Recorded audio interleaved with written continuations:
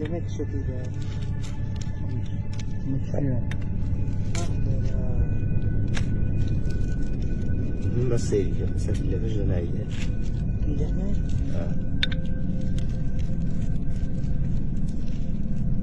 Ama لا شو بتاخذ في نكيو مثلا ما بيت.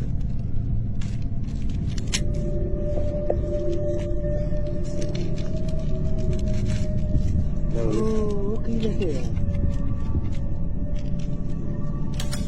بس كمان ما. أنا وكيل.